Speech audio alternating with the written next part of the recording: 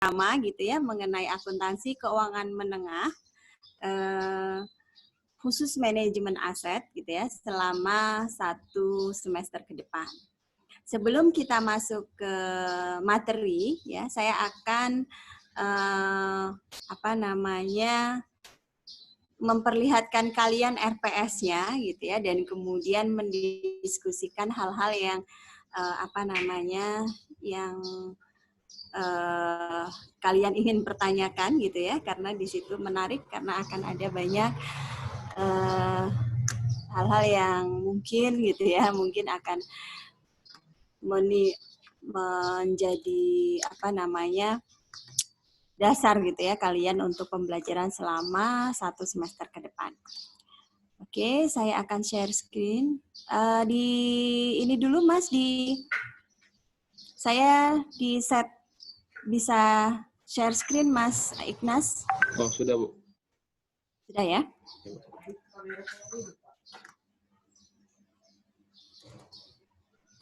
Oke, ini kelihatan semua teman-teman? Sudah Bu. Oke, ini ya saya share RPS-nya gitu ya. RPS selama 1 semester ke depan. Ini memang mungkin saya belum share ya, belum share filenya ya. Karena di sini judulnya masih draft ya. Jadi nanti biar difinalkan dulu gitu ya. Kemarin kita sebenarnya sudah ketemu juga. Cuman memang kondisinya mungkin belum final karena di sini masih ada plan E, plan B, plan C gitu ya. Nah, di sini saya jelaskan dulu dari awal ya, tim dosen AKM ini ada 3 dosen ya, tadi sudah saya sampaikan, saya, kemudian Pak Prayudi, dan satu lagi Pak Hendro.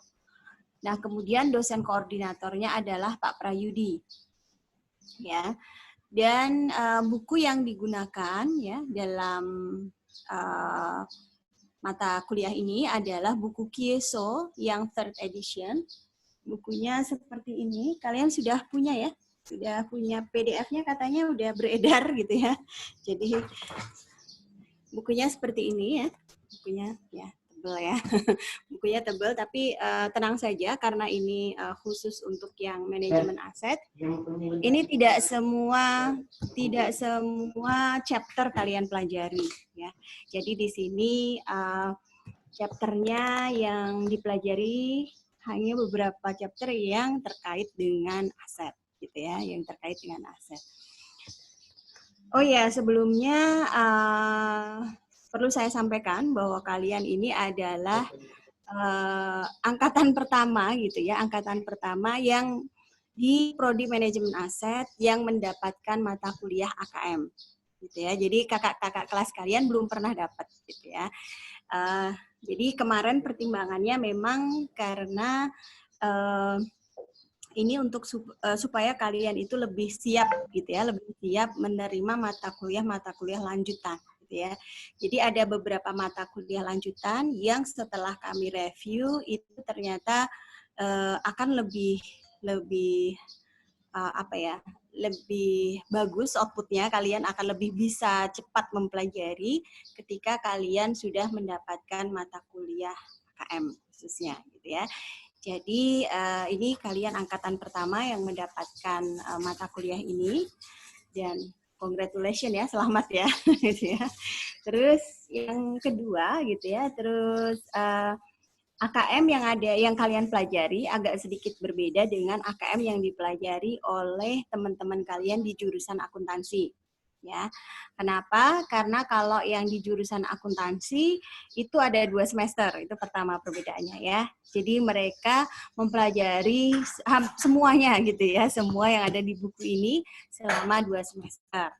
Nah, kalau kalian cuma 1 semester dan karena memang ada tujuan gitu ya, ada tujuannya untuk memberikan kalian AKM, maka ini memang hanya diambil chapter-chapter yang memang relevan dengan apa yang akan kalian pelajari dan apa yang akan kalian kerjakan di masa yang akan datang gitu ya, sesuai dengan judul prodinya tadi, manajemen aset. Nah, kemudian apa lagi ya? Di sini kembali ke RPS ya. Oke, kembali ke RPS. Di sini pendukungnya adalah standar akuntansi keuangan ya, SAK edisi ketiga. Dan ini sudah yang IFRS ya, sudah yang standar internasional. Kemudian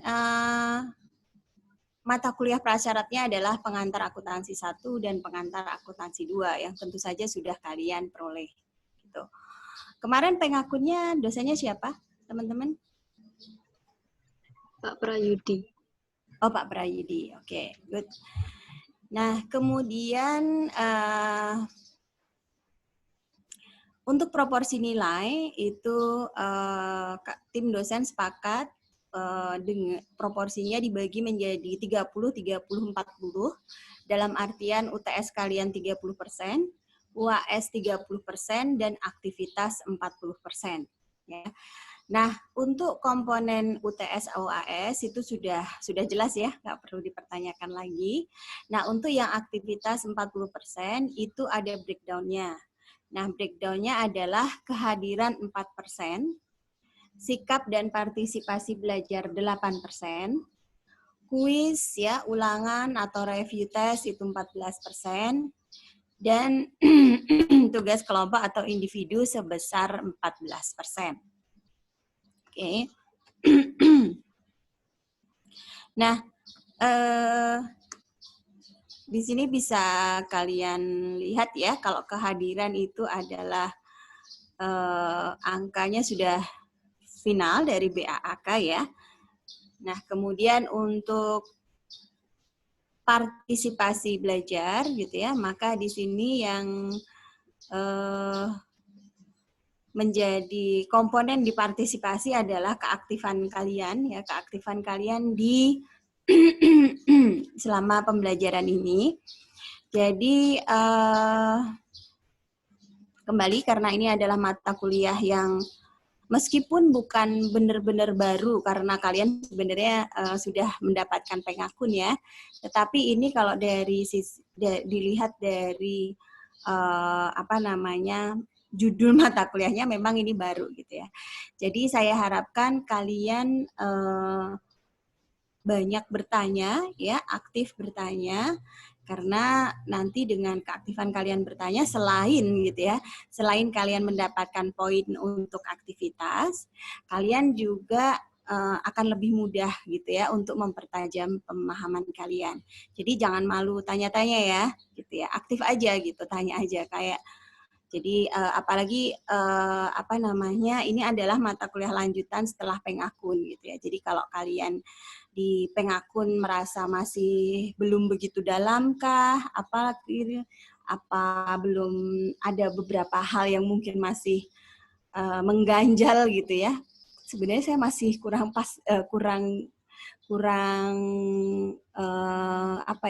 memegang Bu untuk yang topik ini gitu. Nah, silahkan aja ditanyakan, didiskusikan. Bisa jadi apa yang kalian tanyakan atau yang ingin kalian diskusikan itu juga menjadi pertanyaan teman kalian yang lain gitu ya. Jadi dengan kalian bertanya itu selain mempertajam pemahaman kalian, itu bisa jadi juga menolong teman kalian gitu ya. Karena mungkin teman kalian malu gitu ya. Jadi teman kalian malu bertanya, tapi setelah kalian menanyakan terlebih dahulu, dia juga merasa lega gitu. Nah, itu bisa jadi kalian membantu teman kalian juga. Jadi jangan ini ya, don't hesitate to ask gitu ya, selama proses pembelajaran ini. Gitu ya. Karena namanya juga belajar ya nggak sih? Pasti banyak yang ingin kalian ketahui. Oke, kemudian kuis ya, kuis ulangan review test. Jadi di sini kemarin saya mendapatkan masukan dari kelas sebelah. Jadi ada masukannya diharapkan ada pretest dan posttest gitu ya.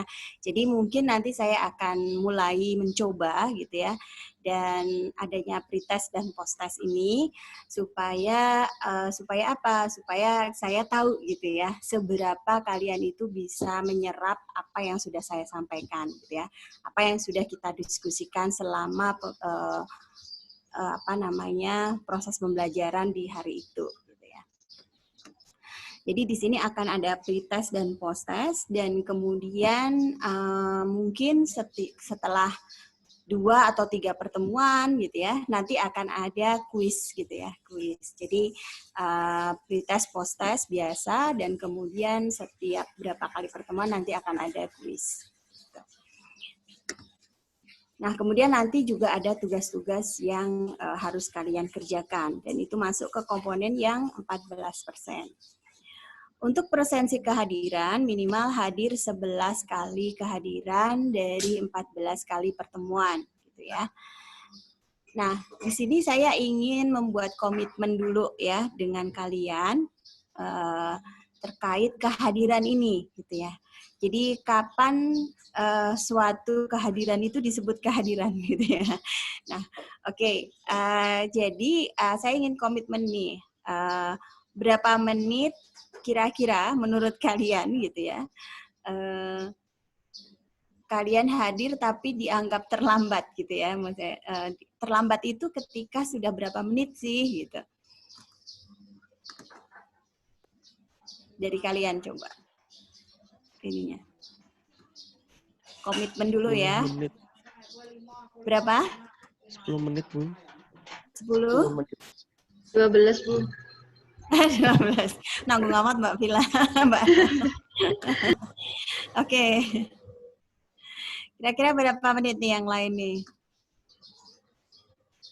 Tadi ada yang 10 menit. Setuju 10 menit? 30. 15. Jangan 20 kali, itu mah udah kelewatan satu problem itu. 20 menit. Oke, berapa menit nih? Kalau 15 menit 15, 15, Bu. Oke, ya udah 15 ya. Ini sepertinya banyak yang 15. Oke. Berarti nanti kalau sudah lebih 15 menit absensi langsung saya store ke BAAK ya. Jadi di tempat saya gitu ya, di tempat saya kalau seperti yang bisa, sebentar ya, saya share lagi penampilan dari portal yang saya punya gitu ya. Jadi di sini bisa kalian lihat ya, ini portal yang saya pegang gitu ya. Jadi dari kampus. Nah ini ada setiap pertemuan saya harus merekap kehadiran kalian. Gitu ya. Nah nanti saya akan jadi defaultnya semua tidak hadir dulu gitu, seperti ini. Gitu ya. Dan kemudian nanti setelah kalian datang gitu ya, saya harus ngeklik ini satu-satu gitu ya. Harus ngeklik ini satu-satu, dan kemudian karena tadi kesepakatannya sudah disepakati 15 menit ya. Sudah disepakati 15 menit setelah mulai, maka saya pada saat menit ke-15 ya, itu saya akan menyimpan presensi. Oke, dan dengan simpan presensi itu, ini karena tadi saya udah tuh kan, saya bisa kelihatan gagal update data kan. Jadi di situ datanya udah saya setor. Gitu. Jadi kalau saya nanti ngerubah lagi udah nggak bisa kayak tadi gagal update data. Gitu ya. Jadi karena udah dikunci datanya di BAAK. Oke, berarti setelah menit ke-15 saya store ke BAAK ya, teman-teman ya. Iya, Bu. Oke, good. Sekarang kembali lagi ke RPS-nya.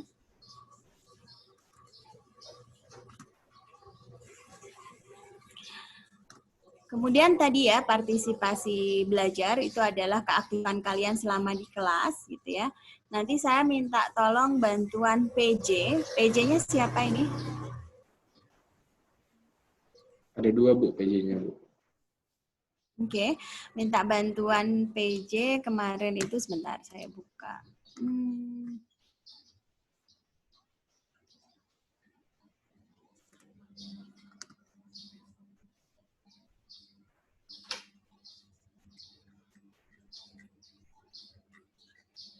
Mbak Ines ya, Mbak Ines.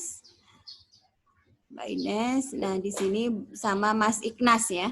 Nanti minta tolong Iya, Bu. Mbak Ines sama Mas Ignas itu nanti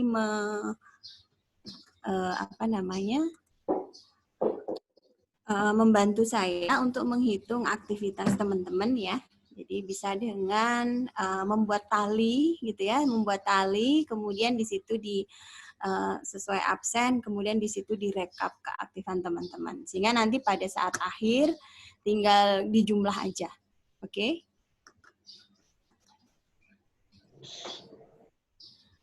Oke, terus kemudian ini adalah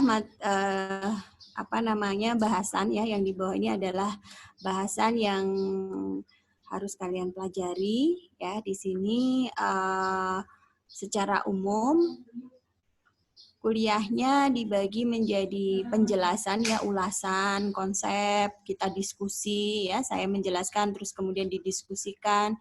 Kemudian nanti akan ada tadi masukannya sih pretest dan posttest ya. Kemudian nanti juga setiap 2 atau 3 kali pertemuan nanti akan ada kuis. Dan kemudian terakhir nanti melakukan review atau ulasan akhir. Ya.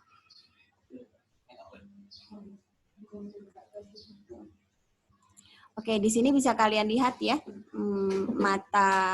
materi pembelajarannya mulai dari chapter 1, 2, 4, 5, 6 yang kemarin juga sudah saya upload materinya di GCR ya teman-teman ya, di GCR. Kemudian kas dan piutang ya, bisa kalian lihat ini juga aset juga gitu ya. Kemudian selanjutnya persediaan, kembali ini adalah aset lagi gitu ya. Kemudian selanjutnya aset tetap dan penyusutan dan aset sumber daya alam dan depresi. Gitu ya. Jadi di sini kalian belajar benar-benar mengenai aset tetap dan kemudian bagaimana dengan sumber daya alam. Ya. Seperti kalian ketahui bahwa Indonesia kaya ya dengan sumber daya alam dan kemudian banyak sumber daya alam kita yang dikerjasamakan dengan pihak ketiga sehingga kalian harus bisa gitu ya, maksudnya bagaimana sih akuntansinya, pencatatan akuntansinya ya kurang lebih seperti itu. Nah kemudian di sini ada UTS ya, setelah UTS kita akan masuk ke intangible asset dan kemudian untuk yang franchise.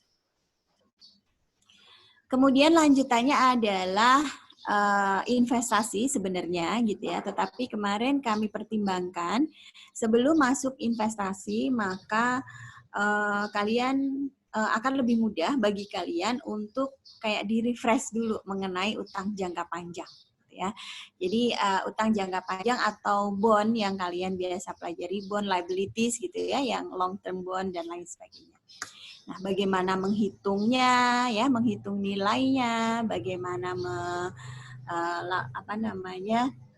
ketika kalian ingin redemption gitu ya, melunasi lebih awal gitu ya, early redemption. Nah, itu seperti apa dan lain sebagainya. Nah, sehingga ini sebenarnya juga menjadi salah satu jembatan untuk sebelum masuk ke investasi. Sebenarnya ada lagi di sini harusnya ada equity gitu ya, tetapi dan dilutive equities, tetapi itu jarang untuk kalian maksudnya dari begitu banyaknya materi gitu ya, maka itu menjadi prioritas kesekian gitu ya. Jadi akhirnya kalian akan lebih mendapatkan manfaat gitu ya, atau kepakainya akan lebih banyak ketika kalian belajar utang jangka panjang. Jadi ini utang jangka panjang dulu sebelum masuk investasi. Meskipun di sini investasinya obligasi dan saham ya, sahamnya belum Ibu, nggak ada jembatannya, nggak apa-apa gitu ya. Jadi karena lebih banyak di dunia, di prakteknya akan lebih banyak kita pakai utang jangka panjang. Kemudian lanjutannya adalah sewa atau lease ya. Jadi kalau di pemerintah pun sekarang banyak kondisi yang instansi pemerintah yang menggunakan sistem list. Gitu ya. Jadi ini listing setidaknya kalian paham. Dan kemudian yang terakhir adalah konstruksi dalam pengerjaan atau construction gitu ya, long term construction gitu ya. Jadi bagaimana sih gitu ya mencatatnya, bagaimana mengakuinya, bagaimana menghapuskannya gitu ya. Kurang lebih seperti itu. Baru nanti terakhir kita tutup dengan ujian akhir semester. Oke, sampai di sini ada yang mau ditanyakan teman-teman terkait RPS?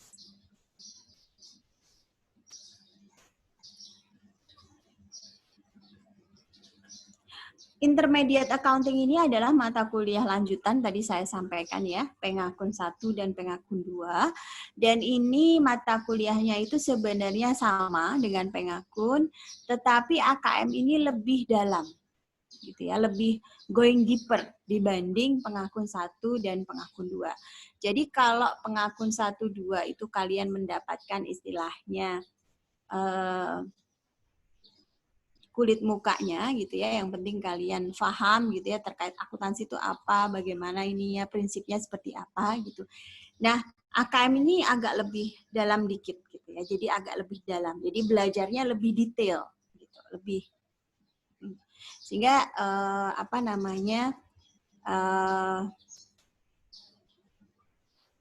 kalian bisa untuk case-case tertentu gitu ya, yang kalian kemarin belum mungkin sempat ngerjain atau bagaimana ya, yang belum terjawab gitu di Pengakun, nah itu bisa jadi di AKM sudah bisa terjawab gitu ya. Jadi lebih kita masuk ke ketentuan yang lebih khusus lagi gitu, lebih dalam lagi, transaksinya lebih detail lagi gitu ya, lebih spesifik gitu. Nah itulah yang membedakan Pengakun dengan AKM. Oke, sampai sini ada yang mau ditanyakan, teman-teman? Izin bertanya, Bu. Oke, boleh Mas Fadil. Untuk AKM ini, apakah sama seperti semester 1 yang lebih banyak prakteknya, atau seperti semester 2 yang lebih banyak teorinya, Bu? Dua-duanya ya. Jadi kalau AKM ini, gitu ya, AKM ini kita itu sudah mulai masuk ke standar, gitu ya. Jadi standarnya seperti apa sih, gitu ya. Sehingga otomatis kita standarnya kita pahami dulu, gitu ya. Baru kemudian praktek, gitu ya. Jadi ini adalah perpaduan gitu ya. Kalau yang di Pengakun 1, memang itu kalian harus banyak praktek. Kenapa? Karena memang kalian baru mengenal akuntansi gitu ya, kalian baru masuk gitu ya. Instead of kalian langsung dihujani gitu ya, dihujani dengan istilah-istilah akuntansi yang begitu banyak gitu ya. Enggak, jadi kalian dikasih yang basic dulu, aset sama dengan liabilities plus equity gitu ya.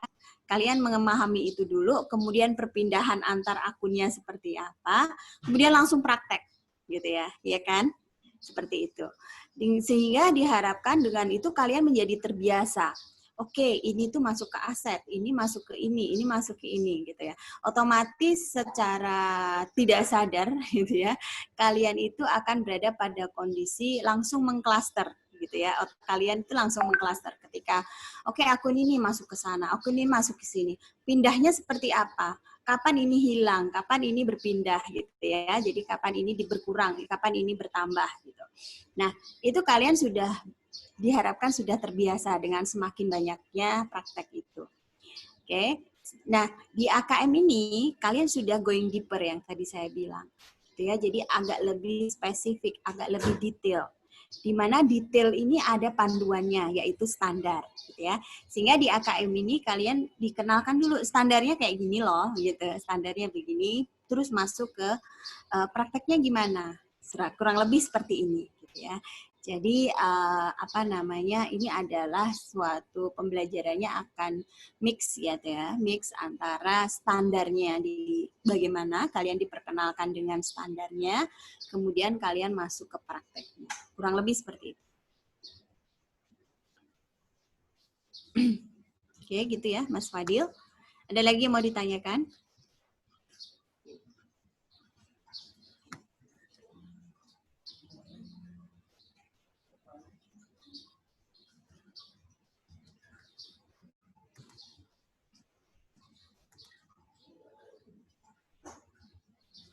Ada lagi yang mau ditanyakan, teman-teman? Mungkin belum, Bu. Mungkin belum ya. Oke, that's good gitu ya. Nanti kita kalau kalian ada pertanyaan silahkan langsung saja ya, langsung saja ditanyakan. Kembali kita menggunakan Zoom ini dan kemudian kita menggunakan GCR juga untuk sharing ini, sharing materi dan lain sebagainya. Dan apa namanya?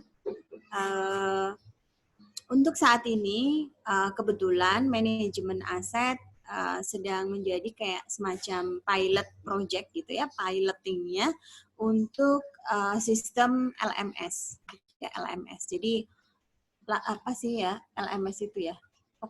Pokoknya kayak GCR gitu deh, tapi yang bikin kampus gitu ya. Nah nanti ketika LMS itu udah siap gitu ya, nanti akan pelan-pelan saya pindah gitu ya, saya pindah ke GCR yang kemarin yang saya share, pelan-pelan akan saya pindah ke LMS, kemudian nanti kita full pakai LMS untuk sharing homework-nya, sharing PR-nya gitu ya, sharing materi, sharing soal-soal latihan dan lain sebagainya. Gitu ya. Jadi nanti akan ada titik saya pindah ke LMS karena itu adalah aplikasi yang diberikan oleh kampus. Terus kemudian nanti biasanya saya akan kalau pas kasih tugas biasanya saya akan kasih batas waktu ya. Jadi perhatikan batas waktunya. Terus kemudian biasanya kalau di GCR itu kan udah dikunci ya, udah dikunci kalau waktunya kapan gitu, nanti dikunci otomatis nanti kalau waktunya lebih dari itu maka akan dianggap terlambat. Ya. Nah di sini apa namanya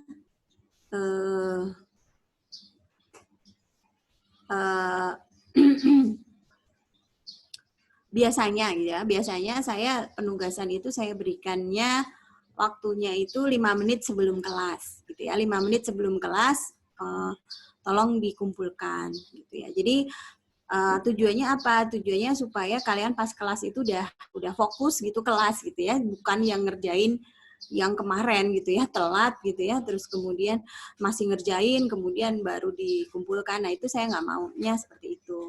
Kenapa? Kalian kalau demikian nanti kalian nggak fokus dan kalian bisa nggak dapat dua-duanya gitu ya. Kalian ngerjain tugasnya juga nggak fokus, sementara di kelas yang saat itu lagi berlangsung juga kalian nggak dapet gitu. Jadi karena menghindari hal itu maka saya buat biasanya dikumpulkan selambat-lambatnya 5 menit sebelum kelas. Jadi kalau mau dikumpulin sehari sebelumnya ya boleh banget gitu ya.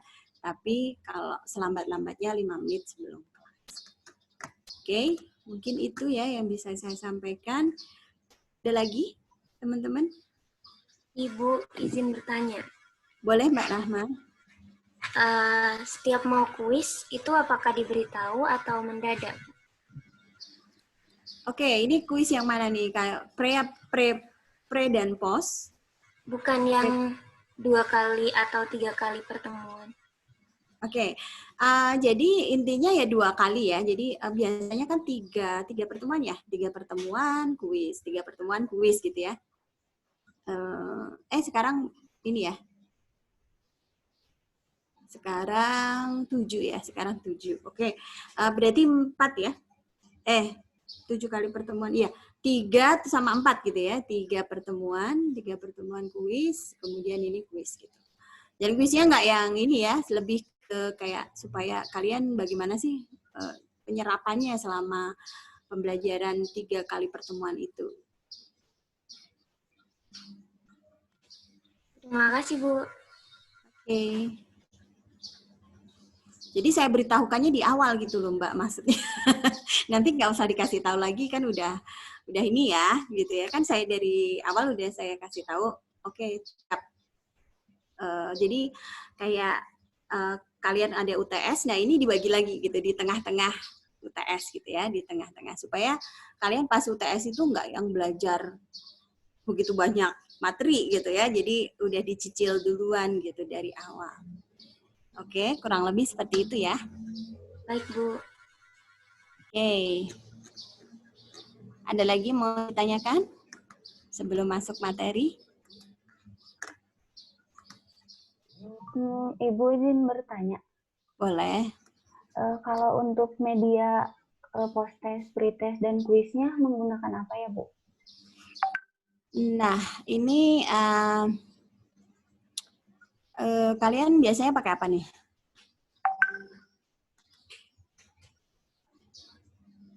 Pakai Google Dokumen, Bu. Google Dokumen.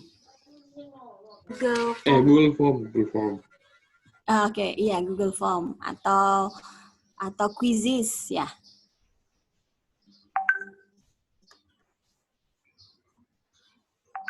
Atau Quizzes. Iya, biasanya kuisis juga, Bu. Ya, mungkin antara itu ya. Kalau nggak Google Form atau Quizzes ya. Kemarin saya pas pengakun itu pakai Quizzes, banyak yang protes, Bu, gini-gini. Nggak tahu deh, saya mungkin memang harus banyak gini ya. Harus ini belajar dulu juga gitu ya. Oke, Baik, Bu. Terima kasih. Oke, sama-sama. Sebentar.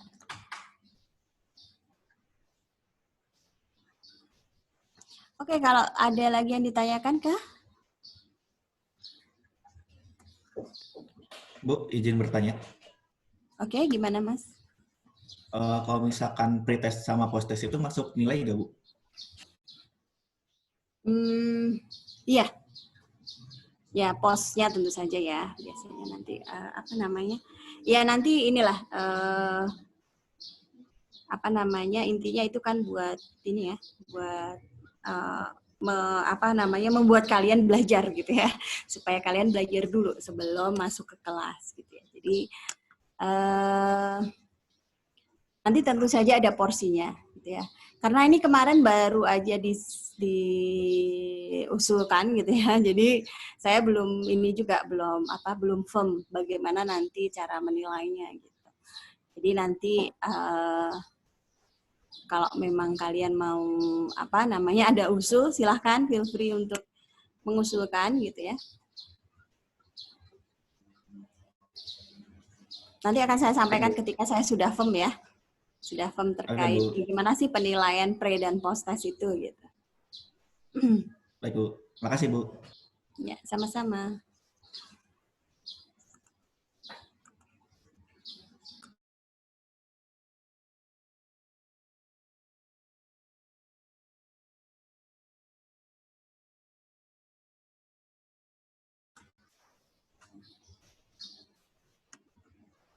Oke, kalau sudah tidak ada yang disampaikan lagi, kita bisa masuk materi ya teman-teman ya. Iya, Bu. Iya, Bu. Oke. Bentar, saya share screen lagi.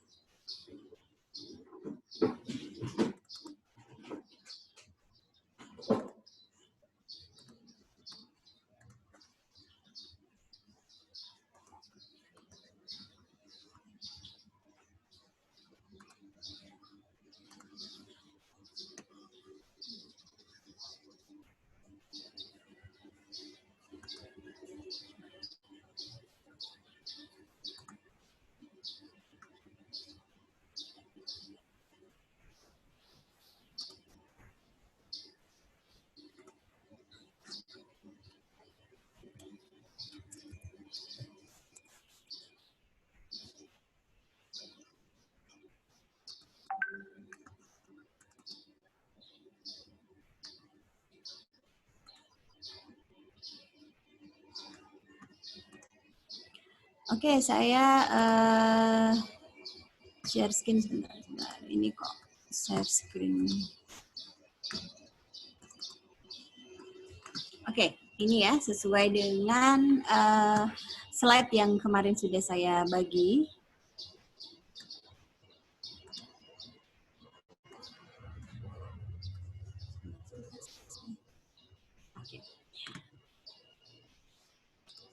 Nah, di sini pertemuan pertama sampai pertemuan ketiga sesuai RPS kita belajar chapter 1, 2, 4, 5, 6 kalau nggak salah ya. 1, 2, 4, 5, 6. Dan ini kita masuk ke chapter 1. Ya. Nah, chapter 1 ini tujuannya adalah untuk memperkenalkan kalian bagaimana sih financial reporting dan accounting ini bekerja gitu ya, dan bagaimana bekerja sehingga apakah perlu standarnya dan bagaimana standar itu diterapkan di dunia, istilahnya begitulah ya. Jadi lebih kepada bagaimana financial accounting ini bekerja ya, dalam dunia perakuntansian. Dan kemudian kembali buku yang dipakai adalah buku Kieso Wigan Warfield yang kalian ternyata sudah punya PDF-nya ya. Jadi tidak usah khawatir. Nah, sebelum masuk ke sini saya ingin bawa kalian gitu ya,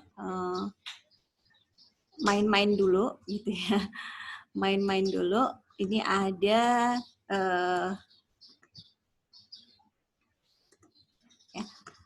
ada banyak sticky note ya, sticky note yang bertebaran seperti ini. Sebentar saya share ya, kalian belum lihat ya. Sticky note yang bertebaran seperti ini gitu ya. Dan kalian bisa mengelompokkannya ya. Kelompokkan sticky note ini menjadi satu yang sistematis gitu ya, menjadi sesuatu yang sistematis. Dan saya sepertinya harus share ya, share ke kalian gitu. Sebentar ya, saya ini dulu. Saya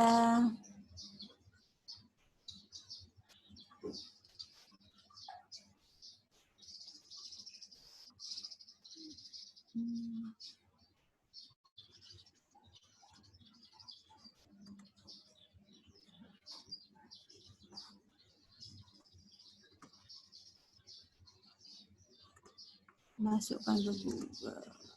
Update buat salinan.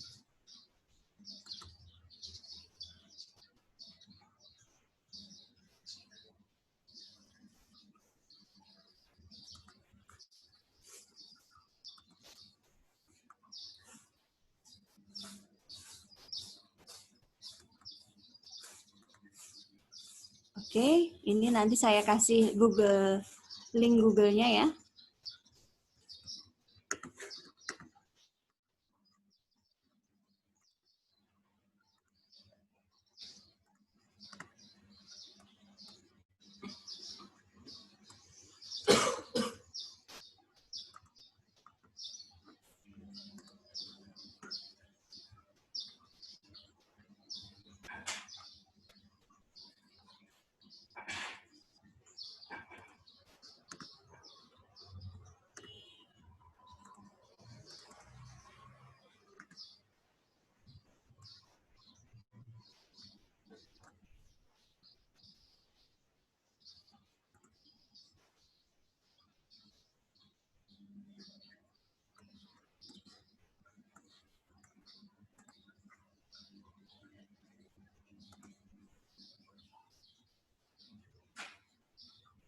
Ini kenapa jadi bahasa Indonesia ya?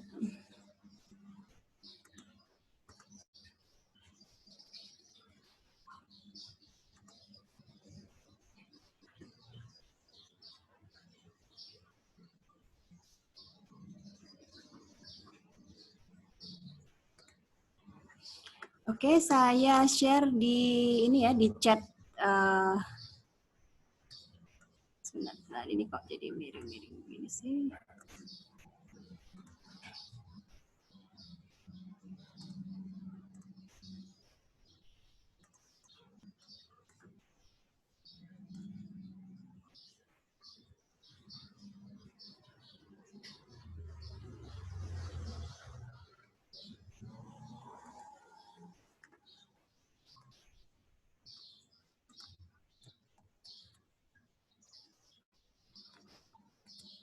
Saya share di chat Zoom ya, teman-teman. Silahkan dibuka. Kemudian kalian cluster ya, kalian cluster sticky note itu menjadi sesuatu yang sistematis gitu. Saya kasih waktu 5 menit kali cukup ya, teman-teman ya. Aksesnya ditolak, Bu. Kenapa? Aksesnya ditolak. Kayak masih ke private deh filenya. Masih ke private ya. Oke, sebentar ya.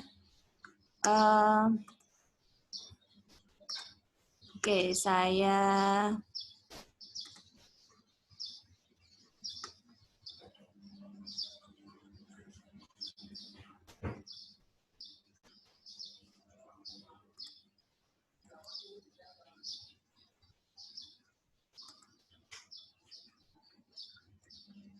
ini mah nggak ada, kalian nggak ada ininya ya, grupnya ya.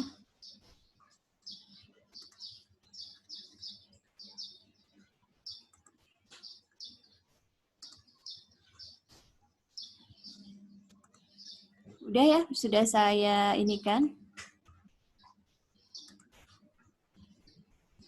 Sudah saya bagi, coba dicek lagi teman-teman. Bisa nggak? Bisa, Ibu. Bisa, yang lain bagaimana?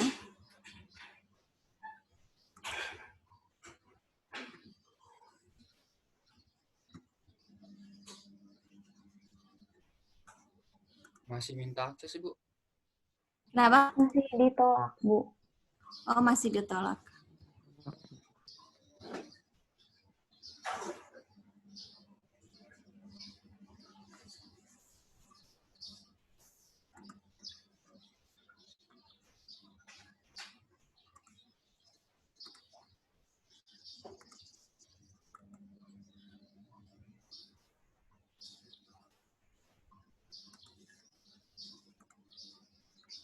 Coba ya, saya ini lagi, saya perbarui linknya. Coba.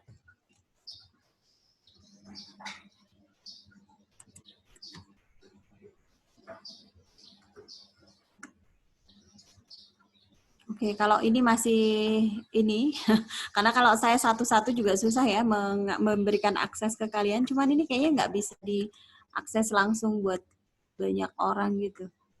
Harus satu-satu makanya. Kalau nggak bisa berarti nanti ini aja deh. Saya langsung kerjakan saja gitu ya.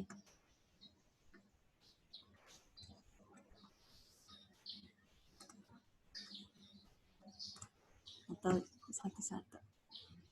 Masih ditolak, Bu. Iya. Iya, Bu. Belum bisa, Bu.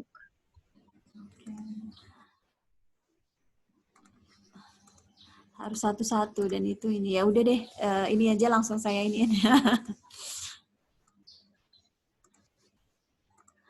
Satu-satu.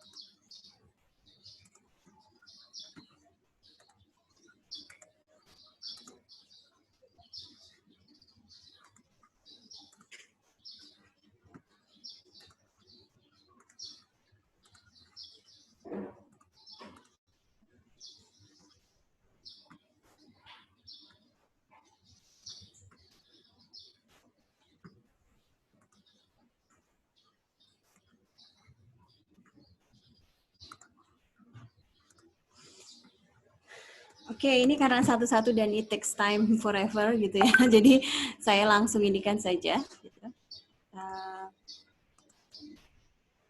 Oke, ini sepertinya udah ada yang mengerjakan ya. Ini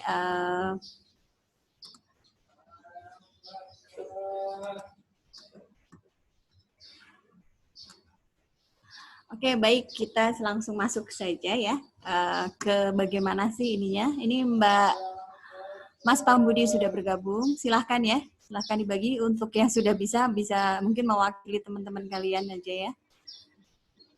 Atau bisa berantai teman-teman yang sudah mendapatkan link, bisa di-share lagi nggak? Jadi saya nggak perlu satu-satu begini.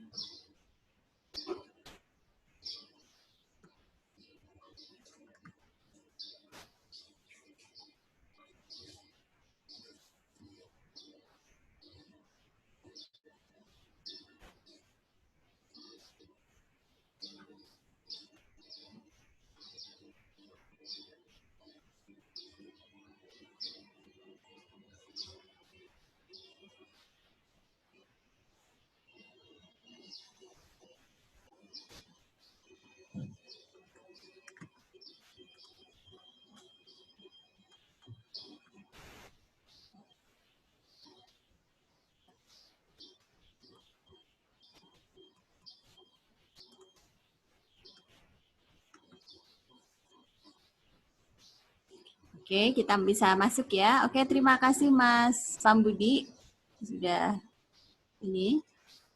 Oke, kita akan masuk bagaimana sih kita mengklaster gitu ya, dan ceritanya juga. Ceritanya bagaimana gitu ya. Oke, kita masuk ke sini. Jadi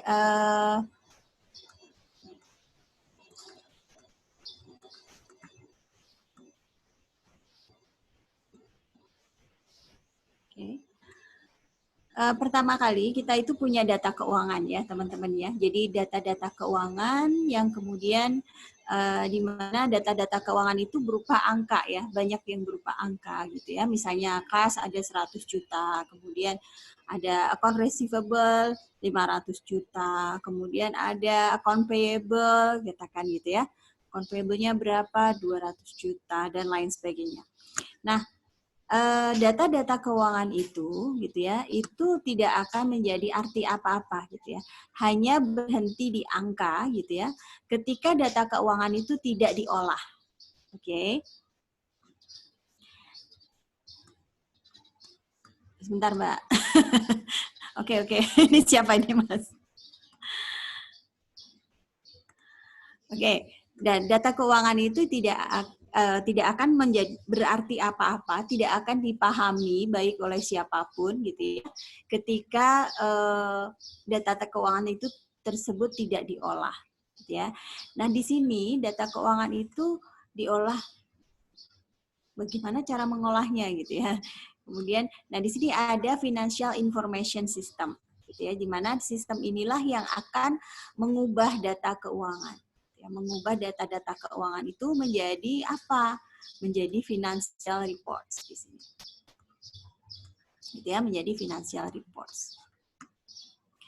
Nah, kemudian baru setelah itu menjadi financial reports, maka ini baru data-data tersebut bisa dipahami oleh users, gitu ya.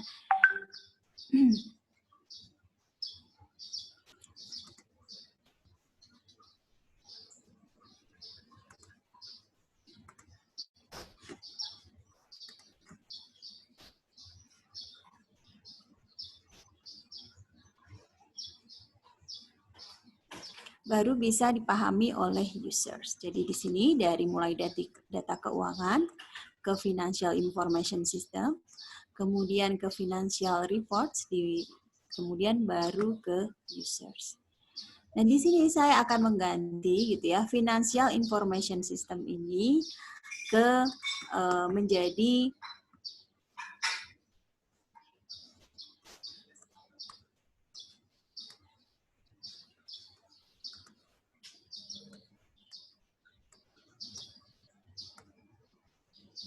financial accounting. Financial accounting inilah yang akan kalian pelajari di selama semester 1 semester ke depan. gitu ya. Financial accounting ini adalah pada prinsipnya merupakan suatu proses ya, suatu proses untuk mengubah data-data keuangan ini menjadi satu bentuk pelaporan gitu ya, yang nanti pelaporan itu akan dipakai oleh users untuk pengambilan keputusan. Ya, jadi data keuangan. Jadi kembali bahwa financial accounting ini adalah suatu proses ya, penekanannya adalah pada prosesnya. Ya, jadi pada prosesnya, di mana proses itu tujuannya adalah mengubah data keuangan suatu perusahaan, suatu entitas ekonomi gitu ya, menjadi suatu pelaporan yang dimana pelaporan itu akan digunakan atau berguna untuk users. Ya. Sehingga di sini financial accounting ini adalah suatu proses. Nah, di mana usersnya itu ada external users di sini ya. Financial report itu tujuannya lebih ke external users. Nah, financial information system ini selain ada financial accounting, kalian juga bisa mengenalnya dengan adanya managerial accounting ya, managerial accounting. Di mana managerial accounting ini kalau di mata kuliah kita, gitu ya, mata kuliah yang kalian pelajari itu ada cost accounting. Ya, nah cost accounting inilah yang merupakan managerial accounting. Nah, cost accounting ini akan menghasilkan data-data keuangan yang gunanya untuk internal users, ya, untuk internal users. Nah, di sini financial report itu apa aja gitu ya? Financial report itu ada income statement, ya, di sini ada income statement, ada statement of financial position, ada statement of equity, ada statement of cash flow, dan tentu saja ada notes to financial statement yang kalian semua sebenarnya sudah pelajari di pengantar akuntansi. Oke.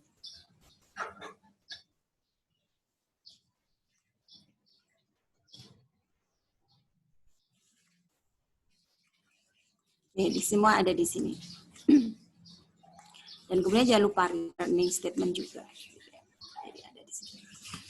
Nah, di sini kalau kita analogkan ya, kita analogkan proses tadi gitu ya dengan memasak, cara memasak gitu ya.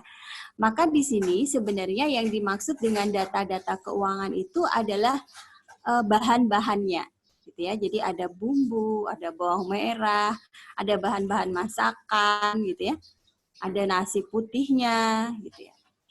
Nah, sedangkan gitu ya, sedangkan untuk di sini untuk financial accounting-nya itu lebih merupakan resepnya ya, resepnya, dan kemudian ada cara memasaknya. Ya, di sini saya tambahkan cara memasak.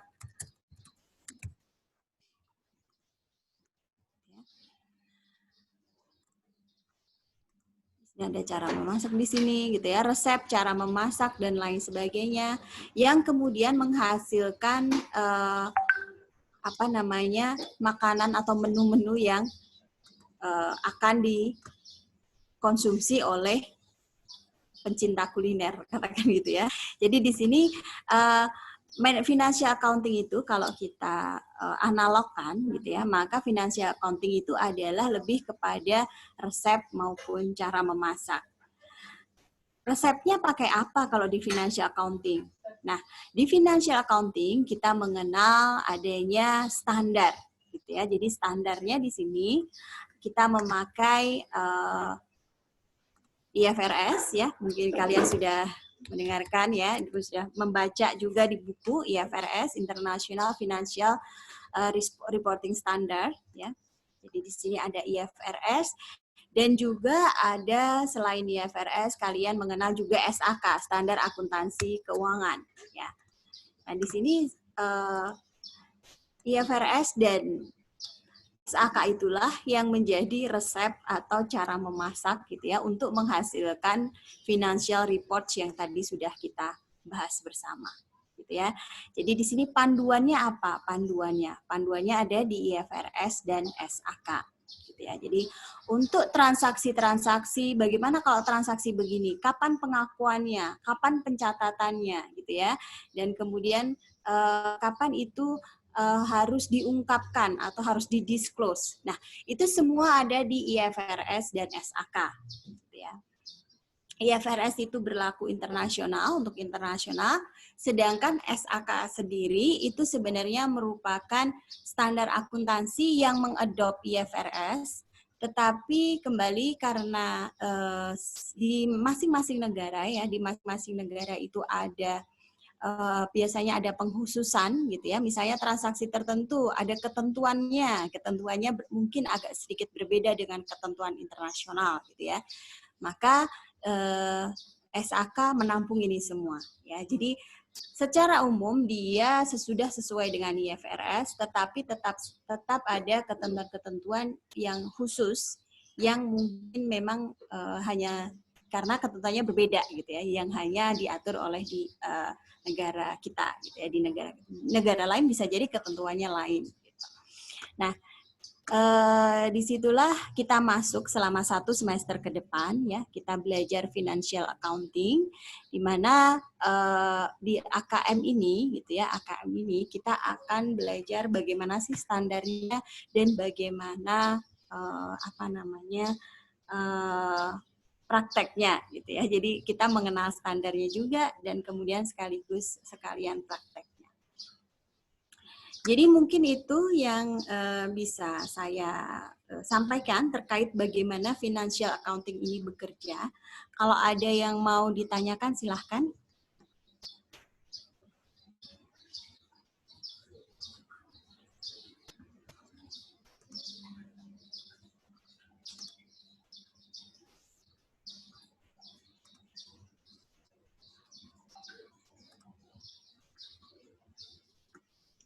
Izin bertanya, Bu. Ya, silakan. Untuk financial reports dan untuk external users dan internal users itu sama atau ada perbedaan? Oh ya, oke. External users ini adalah terdiri dari biasanya kreditor, ya kan? Kreditor dan investor. Jadi di sini ada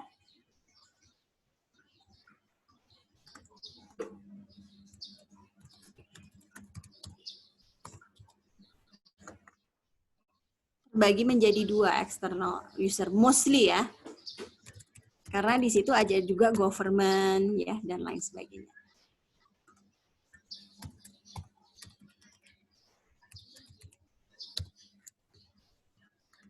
Ya, ada pemerintah juga. Nah, di sini kenapa kreditor berkepentingan? Jelas ya, karena kreditor ini tentu saja dia meminjamin uang, dia itu pengennya uang itu balik, ya nggak sih? Gitu ya. Jadi dia ingin memastikan bahwa kondisi kesehatan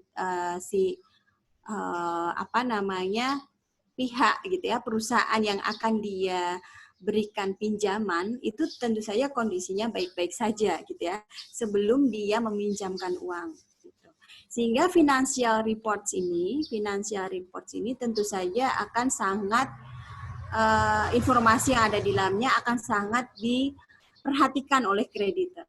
Jadi untuk memastikan bahwa perusahaan itu dalam kondisi sehat, perusahaan itu dalam kondisi baik-baik saja, tidak ada yang sesuatu yang membuat kinerjanya lambat atau tidak bagus gitu ya. Maka itu memberikan keyakinan untuk kreditor gitu ya, untuk meminjamkan uangnya tadi, modalnya tadi ke perusahaan. Oke. Dan begitu juga dengan investor gitu ya. Investor juga akan melihat laporan-laporan keuangan ini gitu ya, untuk memastikan bahwa kondisi perusahaan itu baik-baik saja sehingga dia berminat gitu ya, berminat untuk memberikan modalnya ke perusahaan tersebut. Sedangkan kalau government ini lebih bersifat seperti misalnya, oke, lu bayar pajaknya udah bener belum, gitu kan? Dari mana taunya? Ya dari laporan keuangan gitu ya. Laporan keuangannya dilihat gitu ya. Sudah benar belum? Gitu ya, bayar pajak, sudah memenuhi ketentuan belum? Gitu. Dan lain sebagainya. Sedangkan untuk managerial accounting ini adalah lebih ke internal users, di mana internal users ini mostly adalah untuk manajemen. Namanya juga manajerial ya. Oke, di sini berarti di sini ada manajemen. Ya, manajemen. Nah, di sini contohnya apa gitu ya. Jadi kalau di managerial accounting kalian mengenal cost accounting ya. Mungkin kalian sudah dapat mata kuliahnya atau belum? Belum ya? Belum, Bu. Oke. Belum, Bu. Oke, untuk managerial accounting ini intinya adalah perusahaan itu bagaimana dia menghitung cost of produknya, harga pokok penjualannya, gitu ya. Kemudian bagaimana menghitung biaya tetap, biaya langsung, dan biaya tidak langsung ya. Biaya langsung itu yang maksudnya adalah biaya yang langsung memberikan langsung terkait dengan produknya, gitu ya. Sehingga melekat pada produknya. Biaya yang tidak langsung itu ya yang tidak terkait sama, tidak begitu terkait, tidak terkait sama sekali. Jadi misalnya administrasi dan lain sebagainya, gitu ya. Nah, angka-angka ini nanti akan berpengaruh ke manajemen untuk menentukan, oke, lu cost-nya berapa sih untuk menghasilkan satu ini, katakan gitu ya, satu mouse ini, gitu ya. Oke, ini ternyata cost-nya 50.000, katakan gitu. Nah, 50.000 dengan mengetahui cost-nya si barang ini, maka perusahaan jadi tahu, manajemen jadi tahu, gue mesti jual berapa gitu ya untuk satu mouse ini. Gitu. Nah, itu fungsi dari managerial accounting. Nah, cuman managerial accounting ini menjadi topik di luar apa yang akan kita pelajari selama 1 semester ke depan. Ya, jadi di sini AKM ini lebih fokus ke financial accounting-nya, gitu ya, yang hijau. Ya, di sini.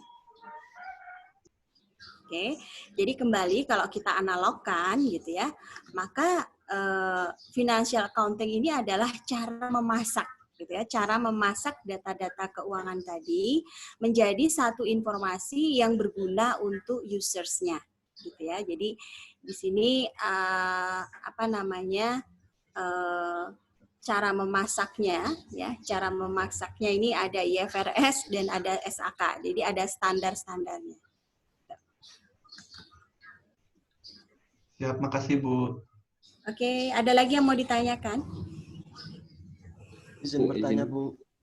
Ya, Mas Usman. Terima kasih, Bu. Standar akuntansi itu bentuknya seperti apa, Bu? Dan mengapa di masing-masing negara itu berbeda? Mengapa tidak menggunakan IFRS saja atau yang lingkupnya seluruh dunia itu satu gitu, Bu? Oke, SAK ini nanya bentuk apa ya? Bentuk fisiknya. Bentuk fisik ya, Kak? Bentuk fisiknya hampir sama kayak buku gitu ya, hampir sama kayak buku. Jadi tebel. Saya punya tapi yang udah out of date, sudah tahun 2009 atau nggak salah, udah nggak ini lagi lah, nggak bisa dipakai lagi. Jadi intinya di dalam SAK itu isinya adalah standar-standar. Jadi standar-standar perlakuan akuntansi. Oke, ketika misalnya suatu aset, katakan gitu ya, satu aset itu dikasihnya dalam dikasih gitu, bukan kita beli gitu ya. Oke, berarti kapan mulai mengakuinya? Apakah saat terserah terima? Apakah saat si orangnya ngomong, oke, ini aku kasih ya barangnya ya, tapi barangnya belum ada gitu ya? Ataukah pada saat kita nerima barangnya gitu. Nah, itu nanti di SAK itu jelas gitu ya. Jadi kapan pengakuannya. Jadi ini lebih bersifat kayak ketentuan mengenai standar-standar terkait akuntansinya. Pengakuannya ya, pengukurannya, measurement-nya, dinilainya pakai apa? Apakah pakai nilai pasar kah? Apakah pakai nilai perolehan kah, gitu ya? Apakah pakai nilai cost-nya dan lain sebagainya. Nah, itu adalah standar-standar yang ada di dalam baik IFRS maupun SAK, gitu ya. Nah, kenapa kita nggak pakai IFRS gitu ya? Karena ya memang ada ketentuan tadi yang saya sampaikan. Ada ketentuan-ketentuan di Indonesia yang khusus mengatur kondisi di Indonesia. Jadi seringkali misalnya ada transaksi itu hanya terjadi di Indonesia gitu ya. Jadi tidak terjadi di negara yang lain gitu. Nah, itu SAK tentu saja ngatur sendiri. Tetapi secara prinsip apa yang diatur di SAK ini sudah inline, ya, sudah inline dengan yang diatur di IFRS. Jadi sebenarnya SAK ini juga bisa dikatakan IFRS, gitu ya. Hanya di dalamnya ada ketentuan-ketentuan yang memang khusus mengatur kondisi di Indonesia. Dan itu tidak semua, jadi hanya yang ketentuan-ketentuan khusus yang mungkin hanya terjadi di Indonesia juga, gitu. Ya. Oke, seperti itu ya. Terima kasih, Bu. Oke, Mas Usman. Ingin bertanya, Bu. Oke, Mas Ignas. Kalau proses audit itu di bagian mana ya, Bu? Kenapa? Kalau proses audit itu di bagian mana? Oke, kalau proses audit itu ada di sini ya biasanya ya. Setelah disusun financial reports-nya, maka di sini sebenarnya ada tahapan tambahan ya, tahapan tambahan.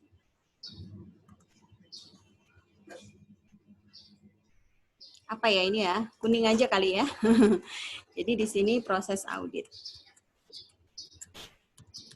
Nah, di sini sebenarnya ketika menyusun laporan pada saat menyusun laporan ini ya, laporan keuangan, ini nggak langsung yang laporan keuangan audited. Jadi laporan keuangan yang unaudited dulu gitu ya, bikin yang unaudited, diaudit, terus baru financial report yang audited. Jadi di sini ada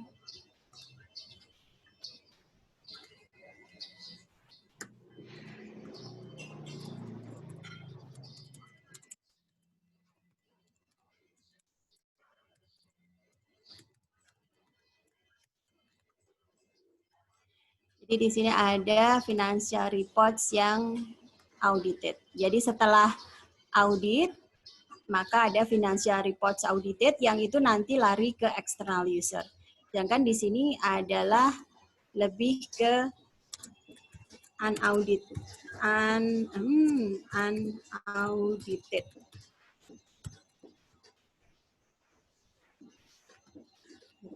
Unaudit ya di sini. Unaudit, kemudian diaudit, kemudian baru ke audited, dan inilah yang dipakai oleh external users. Jadi yang tadi yang saya sampaikan itu lebih kayak gampangnya lah ya, langsung ke financial reports. Aslinya seperti ini prosesnya ya. Jadi ini ke sini dulu, baru ke sini. Jadi ada proses audit ya. Nah, audit ini juga sama, ini juga make standarnya. Audit itu memastikan bahwa laporan keuangan itu sudah disusun sesuai dengan standar yang berlaku, gitu ya. Standar yang berlaku. Dan kemudian, gitu ya, tentu saja ini harus sesuai dengan standar-standar audit ya. Ada lagi standar audit gitu ya, tapi ini ada di sini. Nanti kalian pelajari di mata kuliah auditing ya. Tapi intinya audit itu adalah memastikan bahwa laporan keuangan ini secara material sudah memenuhi standar yang ada.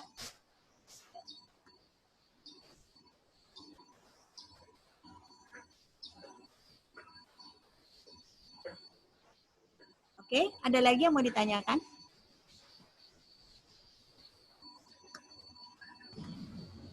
Izin bertanya, Bu. Iya, Mbak Indah. Izin bertanya, gimana ya, Bu, untuk perusahaan yang memiliki sistem pencatatan yang berbeda, namun mereka ingin melakukan kerjasama? Gimana, Mbak? Bagaimana apabila dua perusahaan itu memiliki sistem pencatatan akuntansi yang berbeda, namun mereka ingin melakukan kerjasama. Itu keputusannya bagaimana, Bu? Nah, dua perusahaan melakukan pencatatan akuntansi dengan sistem yang berbeda. Sistemnya saja, sistem dalam artian aplikasinya. Iya, Bu. Oke, meskipun sistemnya beda kan bisa tetap aja, Mbak. Yang penting nggak standarnya, karena yang dimaksud dengan di sini, information system di sini adalah lebih kepada ini, apa namanya, sistem bagaimana cara mencatatnya, bagaimana cara pengakuannya, bagaimana cara pengukurannya, lebih ke sana, Mbak. Jadi bukan sistem yang dimaksudkan di sini adalah bukan sistem aplikasi, bukan ya. Jadi kalau aplikasi itu kan lebih merupakan tools ya, tools, alat gitu ya. Nah, alat saja untuk mempermudah pencatatannya, mempermudah ininya. Jadi bukan secara prinsip, bukan konsepnya gitu ya. Nah, konsepnya ada di sini. Jadi ya nggak apa-apa ya, kerja aja. Kalau masalah sistem mah di ini aja ya, di migrasi aja bisa, di ini bisa. Ya, yang dimaksud Mbak Indah itu, yang sistem aplikasinya. Iya, tadi kan dijelaskan kalau antar negara itu memiliki pencatatan yang berbeda gitu, Bu. Jadi gimana caranya lihat nanti laporan keuangannya? Karena kan berbeda. Oh, maksudnya ininya ya, karena di dua negara yang berbeda ya? Iya, Bu. Jadi ini lebih ke ininya ya? Oke. Ya, Bu. Jadi secara umum, negara-negara itu memang sudah memakai IFRS dalam artian standarnya itu secara umum, secara prinsip sama gitu ya, masing-masing di antara negara. Antar negara itu sama. Nah, memang ada pengkhususan. Nah, ketika satu kerjasama terjadi, tentu saja pakai yang mana nih, gitu ya? Pakai yang SAK-nya sini atau SAK-nya Zimbabwe, katakan gitu ya, maksudnya Mbak Indah ya? Siap, Bu. Oke. Mau pakai yang SAK-nya sini, SAK Indonesia atau SAK Zimbabwe gitu. Ketika misalnya Zimbabwe sama Indonesia kan gitu ya. Nah, di sini berarti untuk kerjasama itu ya di ini aja. Maksudnya apa namanya? Yang dipakai adalah di mana kerjasama itu berlangsung gitu ya. Jadi ketika itu berlangsung di Indonesia ya udah pakai SAK aja gitu ya. Jadi misalnya nih BUMN kita ya, Adikarya katakan gitu ya, dengan BUMN di Zimbabwe katakan gitu. Terus kemudian mau apa namanya, mau kerjasama gitu ya. Nah terus ininya di sini katakan gitu ya, proyeknya ada di Indonesia, ya udah mereka yang menarik rekan kita kan gitu ya, jadi dia mungkin yang menginvestasikan saja, maka itu bisa dikatakan ya udah ikut SAK Indonesia. Baik, terima kasih, Bu. Sama-sama. Ada lagi yang mau ditanyakan, teman-teman? Izin, Bu. Oke. Saya belum paham, Bu, yang maksud dari kan external user, tadi ada investor, government. Ya, seberapa penting sih, Bu, external user itu perlu tahu dengan financial accounting? Kan dia hanya melihat laporan akhirnya aja yang di tangan. Seberapa penting mereka harus tahu tentang financial accounting? Gimana? Kalau misalnya, Bu, kalau misalnya seperti yang contoh yang di bawah, kalau kita sebagai users, kita akan mendapat mie ayam atau ayam. Seberapa penting kita perlu tahu resep dan cara masaknya, Bu? Ya, memang nggak perlu. Sebenarnya nggak begitu penting juga dia mengetahui financial accounting, Mbak. Tapi external users ini tidak akan tahu gitu ya. Maksudnya dia tidak akan paham ketika hanya disodorin angka nih.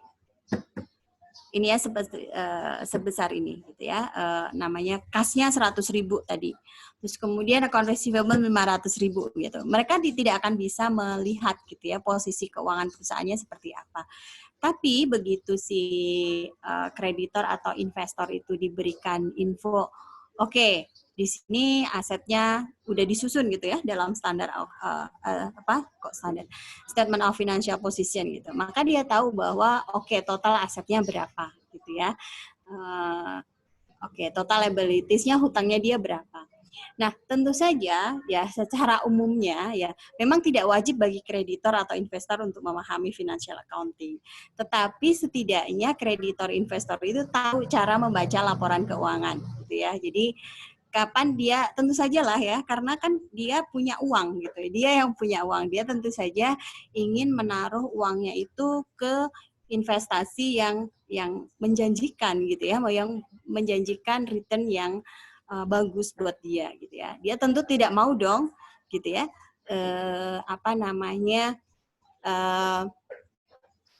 Menaruh uangnya kemudian ternyata perusahaannya adalah perusahaan yang tidak bagus gitu ya, tidak sehat. Nah, itu tentu saja tidak mau. Nah, ini memang tidak wajib, tetapi gitu ya, kalau logikanya kalau kalian pengen naruh uang ya otomatis uangnya itu kalian ingin supaya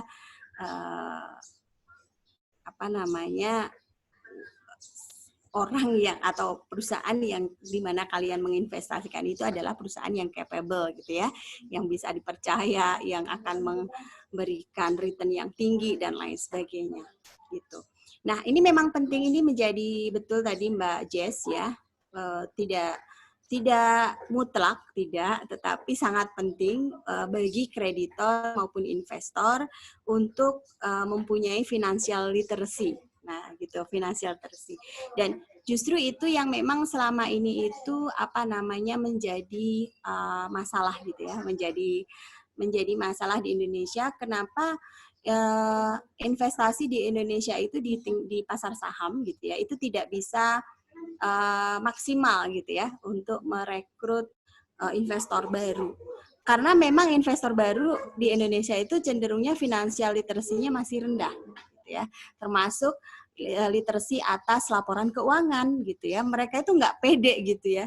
Saya itu nggak pede kalau suruh investasi karena saya nggak tahu mana perusahaan yang bagus, mana yang perusahaan yang nggak bagus gitu. Nah, that's the point gitu Mbak Jess. Jadi intinya memang kreditor investor itu tidak mutlak harus tahu gitu ya. Tapi logikanya karena dia mau naruh uangnya ya paling nggak dia harus bisa lah baca laporan keuangan kan gitu ya. Tidak harus dia memahami standarnya di sini, nggak harus gitu ya. Nggak harus yang sampai benar-benar paham financial accounting, tidak harus gitu ya. Tetapi at least kreditor investor ini tahu bagaimana membaca laporan keuangan. Sama dengan halnya ketika pencinta kuliner ini tahu mana mie ayam yang enak, bagaimana seharusnya ayam goreng itu gitu ya. Tentu saja dia tidak akan diam aja ketika ayam gorengnya misalnya kurang mateng gitu ya. Dia akan protes kan gitu kan, sama aja kan gitu ya. Jadi pencinta kuliner, namanya pencinta kuliner itu bisa dikatakan sama kayak investor juga gitu ya. Investor ini sudah berpindah-pindah gitu ya, berpindah-pindah investasi, sudah jual beli saham gitu ya, sudah bikin margin di beberapa investasi gitu ya. Sehingga dia tahu gitu ya ketika satu perusahaan itu bagus atau enggak. Jadi dia bisa membandingkan laporan keuangan. Nah, justru disitulah peran IFRS dan SAK gitu ya. Jadi dia memastikan bahwa laporan keuangan antar perusahaan ini itu standarnya sama yang digunakan gitu ya. Karena standarnya sama, maka seharusnya cara penyusunannya sama dan kemudian output yang dihasilkan financial reports ini dengan standar yang sama itu benar-benar sudah menggambarkan kondisi perusahaan tersebut gitu ya. Jadi dengan standar yang sama maka akan ketahuan mana perusahaan yang benar-benar bagus dan mana yang enggak. Beda ketika tidak ada standar gitu ya. Perusahaan yang jelek pun gitu ya. Ya udah, akhirnya karena nggak ada standar, udah ini nggak usah diakuin aja, ya nggak, cost-nya nggak usah diakuin gitu, udah dihilangin aja biar kita profitnya gede, katakan gitu, ya nggak. Nah, ketika ada standarnya yang menyatakan bahwa cost itu nggak boleh, nggak diakuin, itu adalah cost dan harus kalian akuin, maka jadi ketahuan bahwa sebenarnya profitnya nggak segitu tuh. Jadi di sini fungsi standar itu seperti itu. Jadi untuk membuat benchmark, membuat standar bahwa bagaimana laporan keuangan itu harus disusun, gitu ya. Jadi mana transaksi-transaksi yang harus dicatat dan kapan pencatatannya, kapan pengakuan suatu transaksi dan bagaimana pengukurannya, ya. Jangan yang perusahaan sana pakai fair value, perusahaan sini pakai cost, perusahaan sana pakai ini. Nah, ini menjadi menjadi membingungkan gitu ya, sehingga informasi laporan keuangan itu bukan menjadi informasi yang bermakna bagi external users gitu ya. Jadi kurang lebih seperti itu, Mbak. Bisa dibayangkan ya. Terima kasih, Bu. Oke, good. Ada lagi yang mau ditanyakan? Izin bertanya, Bu. Ya, boleh. Tadi kan disebutkan kalau SAK itu untuk kejadian transaksi di suatu negara itu kan berbeda-beda ya, Bu ya. Kalau IFRS kan internasional. Saya ingin bertanya, kalau misalkan suatu kejadian transaksi itu diatur oleh kedua standar nih, Bu. Namun standar itu berbeda. Kalau misalkan ada, yang dipakai itu yang mana, Bu? Terima kasih. Yang dipakai di mana perusahaan itu berdomisili, biasanya gitu. Oh iya, itu. Tapi suatu transaksi itu diatur juga oleh IFRS, Bu, itu. Gimana? Ada nggak, Bu? Mm-hmm. Yang suatu kejadian itu diatur juga oleh kedua standar ini. Iya, tapi secara umum tidak bertentangan sih, Mas. Biasanya lebih di suatu negara itu kayak lebih spesifik gitu. Jadi tidak bertentangan gitu, enggak gitu ya. Jadi kayak apa ya? Contohnya apa ya? Contohnya biasanya sekarang itu banyak mengenai aset-aset konsesi mungkin ya. Itu juga karena itu melibatkan perusahaan multinasional gitu. Nah, itu ada yang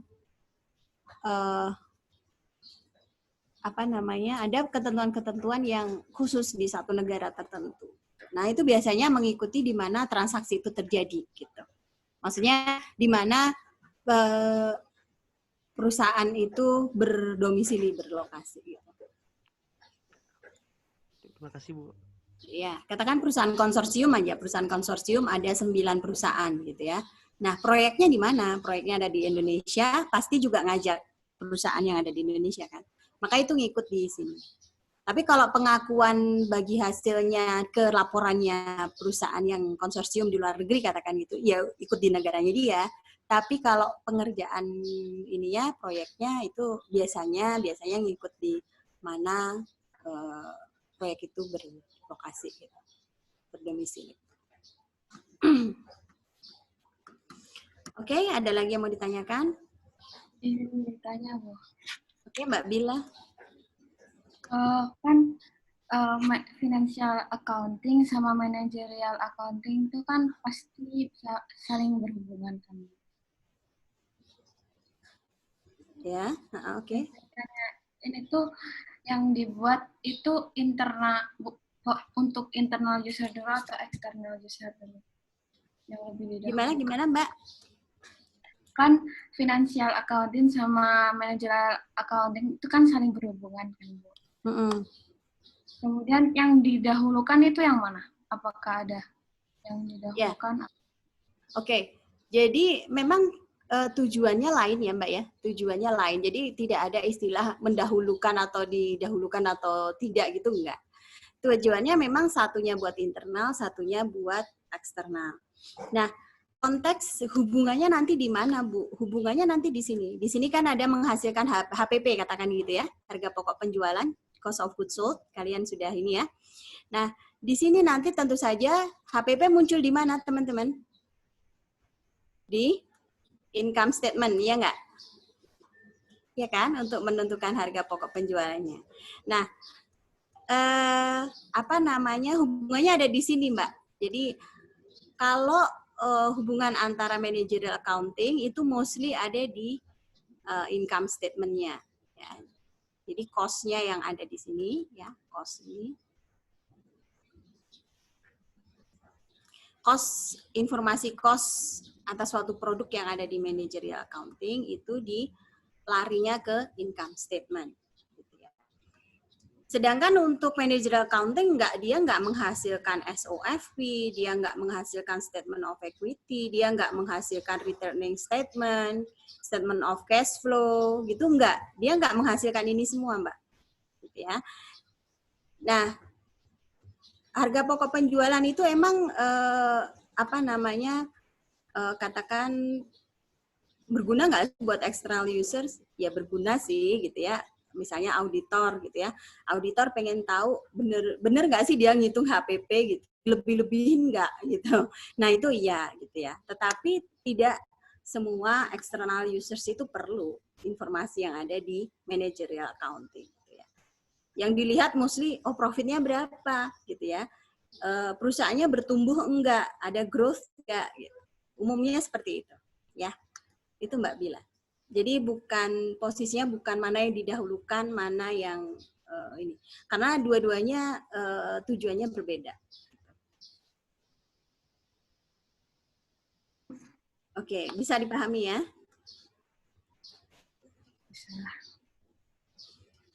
Oke, ada lagi yang mau ditanyakan? Saya mau bertanya, Bu. Ya, Ines. Kan tadi kan IFRS itu ditentukan oleh setiap negara gitu kan, Bu. Nah, saya mau tanya, apa yang menjadikan patok dasar suatu negara itu membuat standar finansial dan bagaimana pengkategorian suatu perusahaan itu bisa dikatakan baik ataupun tidak baik? Gitu. Yang pertama tadi pertanyaan mohon diulang, Mbak. Bagaimana negara itu Mbak Ines, yang pertama pertanyaannya kan tadi kan saya tanya, kan IFRS itu ditentukan oleh setiap negara. Nah, yang jadi patokan dasar suatu negara itu menentukan standar finansial itu tuh apa dan bagaimana pengkategorian perusahaan itu bisa dikatakan baik ataupun tidak baik. Iya, ya gimana ya? Ya SAK itu intinya pertanyaan-pertanyaan ini agak susah ya. Kategorinya bagaimana? Ya kategorinya karena suatu negara itu pada umumnya ada ketentuan khusus gitu ya yang mendasarinya gitu ya. Maksudnya ketentuan khusus yang berbeda gitu dengan negara lain gitu ya, sehingga dia memang ada kepentingan gitu untuk membuat standar gitu ya, standar. Tapi standarnya ini kan nggak yang kok terus khusus negara itu, maksudnya benar-benar yang hanya berlaku di ini, maksudnya bukan hanya berlaku sih yang benar-benar yang cuman yang berlaku di negara itu kan enggak. Tapi banyak ketentuan yang sebenarnya itu adopsi dari IFRS yang dituangkan kembali dalam standar di negara itu. Nah, hanya memang beberapa standar nanti yang agak khusus gitu ya, karena memang ada ketentuan yang berbeda gitu. Nah, itulah yang membedakan standar di satu negara dengan IFRS, hanya ketentuan khusus. Karena kan nggak mungkin IFRS mengatur semua gitu ya, semua negara. Sementara negara ini kan ketentuannya kan lain-lain kan gitu ya. Jadi dia mengatur ketentuan transaksi umum saja yang signifikan gitu ya, yang mana itu berlaku untuk semua negara gitu. Nah, sehingga ketika satu perusahaan itu katakan multinasional, dia perusahaannya itu ada di mana-mana gitu ya, maka IFRS ini kita mengacunya bisa ke IFRS gitu ya. Tapi ketika saat perusahaan itu ada di katakan yang consolidated-nya dia bisa ikut IFRS. Tapi ketika satu perusahaan itu yang spesifik ada di Indonesia, maka dia penyusunan laporan keuangan anak perusahaannya tadi gitu ya, itu ngikut di Indonesia. Tapi kemudian untuk konsolidasinya dia ikut IFRS, seperti itu. Dan ini bukan sesuatu yang bertentangan gitu ya, IFRS dengan SAK itu bukan sesuatu yang berbeda sama sekali dan bertentangan, enggak. Hanya di SAK ada mungkin ada beberapa transaksi khusus yang mengatur transaksi-transaksi yang hanya ada di Indonesia. Kurang lebih seperti itu. Jadi jangan jangan dibenturin ya IFRS dengan SAK, karena ini bukan sesuatu yang berbeda. Jadi tadi SAK juga mengadop IFRS gitu. Berarti di setiap negara itu ada standar tertentu gitu ya, Bu? Iya. Misal ada batasan sekian itu bisa dikatakan kalau itu tuh perusahaan baik, dan misal di bawah standar itu dikatakan perusahaan yang nggak baik gitu. Ya kalau perusahaan baik dan tidak baik, ya itu berarti kalian harus melihat analisa laporan keuangan ya. Jadi harus dianalisa laporan keuangannya gitu. Ya, dan itu memerlukan kembali financial literacy ya. Financial literacy-nya harus ada. Jadi kalau menentukan perusahaan ini baik atau enggak, ya udah lihat aja di laporan keuangannya. Kemudian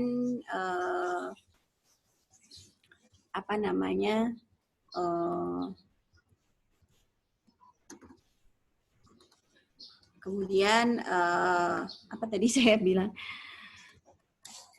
Kemudian kalian analisa gitu ya, kalian analisa dari laporan keuangan itu rasio-rasionya segala macam gitu. Yang sebagian sebenarnya sudah kalian pelajari di pengantar akuntansi ya. Di pengantar akuntansi di setiap bab itu di paling belakang itu kan ada rasio-rasio. Ya kan? Masih ingat kan? Rasio-rasio yang terkait dengan akun tersebut. Nah, itu juga bisa menjadi penanda apakah suatu perusahaan itu baik atau enggak. Katakan rasio misalnya asset to liability ya, return on asset, return on equity gitu ya. Nah itu juga menjadi salah satu gitu ya, salah satu indikator apakah perusahaan tersebut berjalan dengan baik atau tidak. Gitu.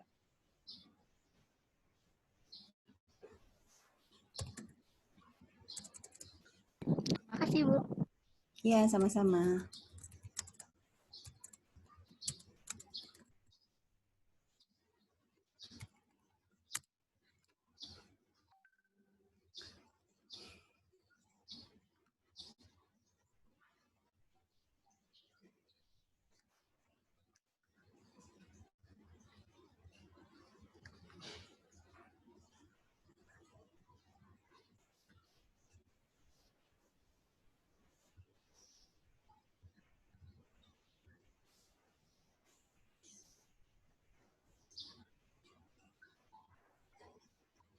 Jadi intinya di sini adalah keseragaman ya, konsistensi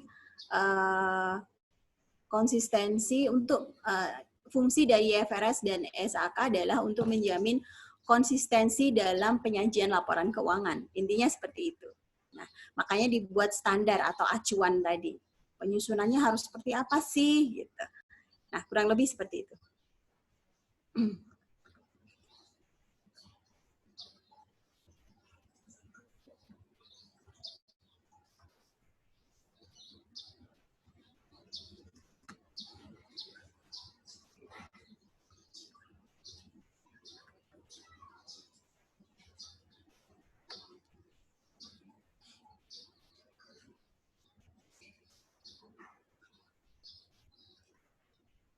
Oke, ada lagi yang mau ditanyakan? Oke, kalau tidak ada, saya share langsung balik ke ini ya, ke materi ya. Nah, ini tadi yang saya sampaikan.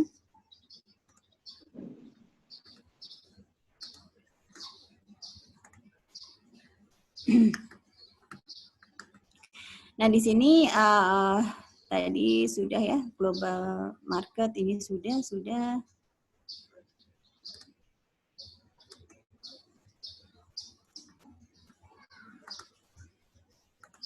Nah, sekarang di sini ya. General purpose financial statement are prepared primarily for teman-teman apa?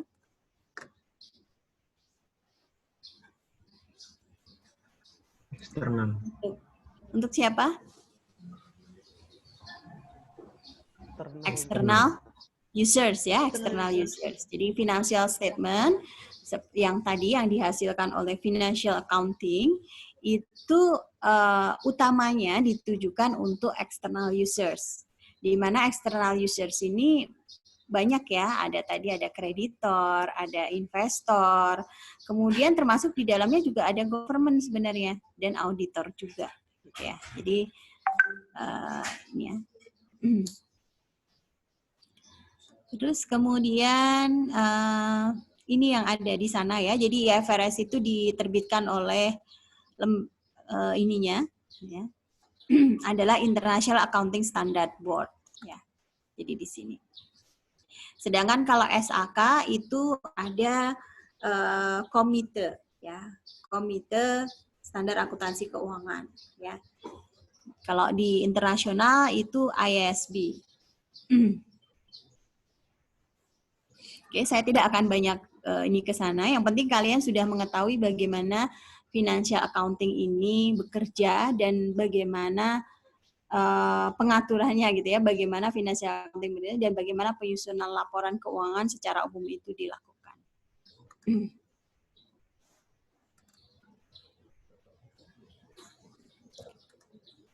Oke.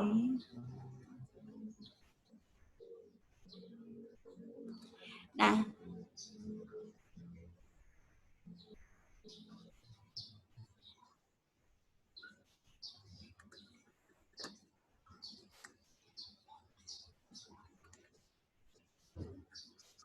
financial reporting ya, pelaporan keuangan itu sebenarnya mempunyai banyak challenge ya. Sekarang penyusunan laporan keuangan itu banyak challenge-nya. Dan di sini challenge-nya antara lain adalah adanya gap antara yang diinginkan ingin diketahui oleh publik ya, publik dalam hal ini tentu saja external users tadi ya, external users. Nah, dan apa yang diberikan oleh akuntan ya sebagai penyusun laporan keuangan tadi gitu ya. Jadi di sini ada perbedaan gitu, perbedaan ekspektasi antara penyusun dengan pengguna laporan keuangan.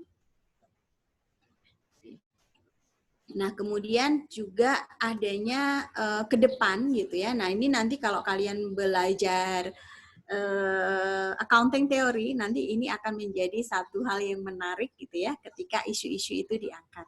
Jadi ada beberapa isu yang sebenarnya menjadi concern dalam dunia akuntansi internasional gitu ya. Nah, di sini adanya misalnya pengukuran yang non finansial ya. Di sini non finansial itu dalam artian banyak ya sekarang itu yang misalnya transaksi yang tidak melibatkan unsur-unsur uang gitu ya, misalnya tukar menukar barang ya, kemudian tukar menukar investasi katakan gitu ya, pengukurannya seperti apa, pakai apa sih gitu ya. Nah, ini juga menjadi satu isu ke depan. Kemudian juga informasi forward looking ya.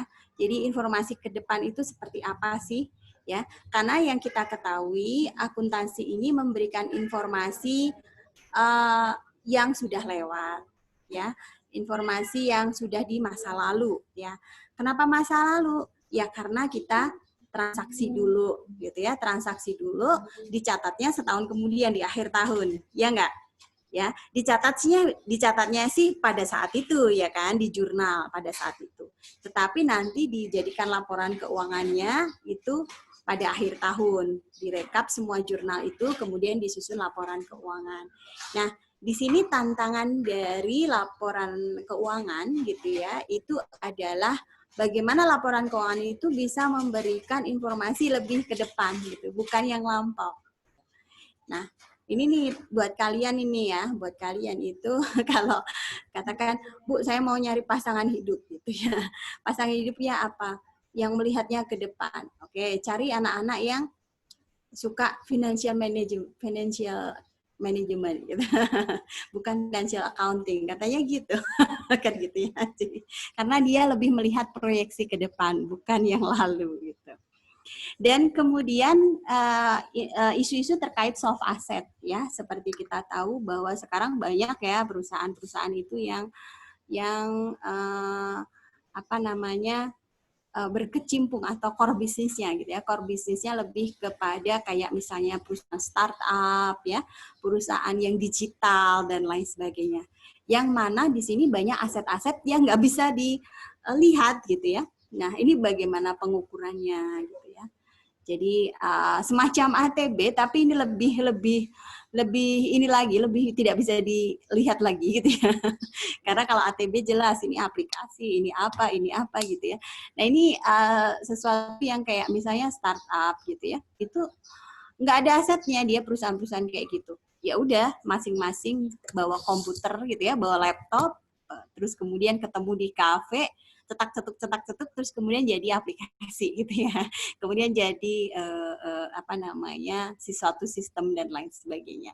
Nah, ini soft asetnya ada di mana? Ada di kepala masing-masing pegawainya gitu ya, masing-masing staffnya. Yang tentu saja ini tidak bisa dikuantifisir gitu. Kemudian timeliness. Timeliness ini ketepatan waktu dalam informasi yang ada di laporan keuangan gitu ya. Apakah laporan keuangan yang ada informasi-informasi yang ada di laporan keuangan itu sudah tepat waktu sehingga memberikan informasinya itu timely gitu ya. Timely sesuai sehingga suatu keputusan yang diambil oleh investor maupun kreditor itu benar-benar sudah didasarkan pada informasi yang relevan saat itu gitu ya. Jadi bisa jadi udah disusun laporan keuangannya gitu ya. Padahal sekarang katakan nyusun laporan 2019 ya. Perusahaan satu investor ingin investasinya itu di awal tahun 2019. Awal tahun 2019 itu laporan keuangannya kan belum jadi, ya kan? Karena tadi mesti disusun dulu, kemudian juga harus diaudit dulu, ya enggak? Ya kan? Sehingga awal 2019 ini laporan keuangan 2019 bahkan belum jadi gitu ya. Sehingga ini menjadi kendala. Dia makanya akhirnya di tahun yang laporan keuangan tahun 2018 gitu ya. Yang sebenarnya sudah setahun yang lalu. Dengan berbagai macam kondisi yang terjadi di 2019, bisa jadi informasi di laporan keuangan di tahun 2018 itu sudah tidak relevan lagi gitu ya. Sudah expired gitu ya, seperti itu. Bisa dibayangkan kan ya? Oke. Nah, kemudian di sini ada juga etika ya, etika dalam penyusunan laporan keuangan. Nah, untuk lebih menjiwai, bukan mengetahui ya, untuk lebih menjiwai etika dalam penyusunan laporan keuangan, saya sarankan kalian nonton film terkait Enron ya, cari aja di YouTube kemudian Enron gitu ya. Nah, di situ bisa kalian lihat bahwa dengan dilanggarnya etika gitu ya dalam penyusunan laporan keuangan, yang dirugikan itu secara umum adalah investor gitu ya. Pasti yang dirugikan adalah investor. Tapi investornya ini bisa jadi keruginya itu masif banget dan banyak banget gitu ya. Jadi itu akan menimbulkan kerugian yang sangat besar dan kemudian bisa jadi dampaknya apa? Dampaknya adalah ketidakpercayaan publik gitu ya, ketidakpercayaan publik pada investasi, bentuk-bentuk investasi. Sehingga itu nanti ditakutkan kalau semuanya tidak percaya ya dunia ini maksudnya ekonomi tidak akan berputar gitu ya, bisnis tidak akan jalan. Nah, kalian saya sarankan lihat film di YouTube gitu ya terkait Enron gitu ya. Nah, itu etik sangat sangat dikupas gitu ya, bagaimana apa yang terjadi ketika etik itu tidak dipegang gitu ya. Nah, menariknya adalah ketika di Enron itu etik itu tidak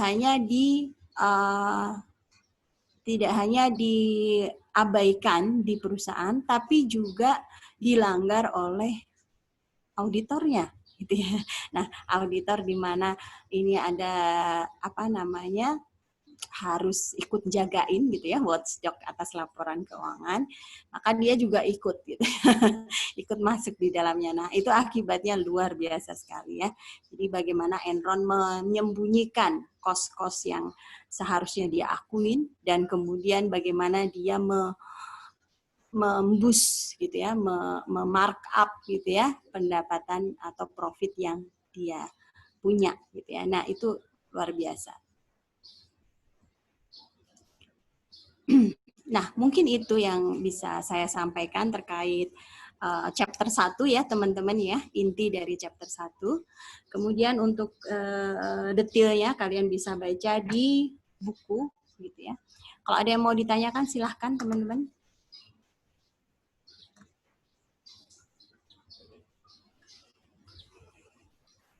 Kira-kira menarik nggak pelajaran financial accounting ini? Menarik, Bu. Itu ngomong-ngomong filmnya Enron, spellingnya ENRON, Bu ya? ENRON. ENRON gitu ya. Saya ini dulu nih. Saya tulis di apa aja di Enron itu, ada yang kayaknya yang terkait Enron itu ada yang dari apa ya? Kayak apa sih yang ada di TV kabel gitu deh. Geo apa gitu-gitu, geo gitu juga ada. Terus apa banyak ya yang mengupas Enron ini gitu ya. Ada yang 1 jam, ada yang ini gitu ya. Nah, itu kalau kalian ingin mendalami akuntansi, you have to watch this gitu ya. Untuk kalau enggak kalian baca kronologisnya, dan itu sangat menarik.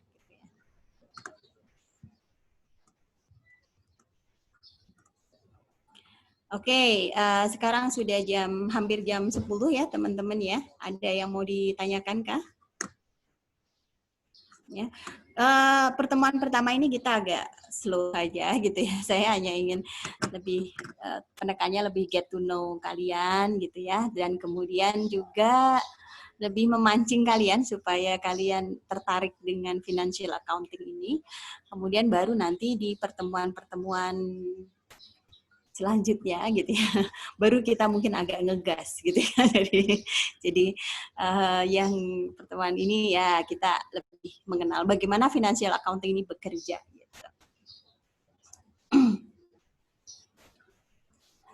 Oke, ada yang mau ditanyakan kah sebelum kelasnya ditutup?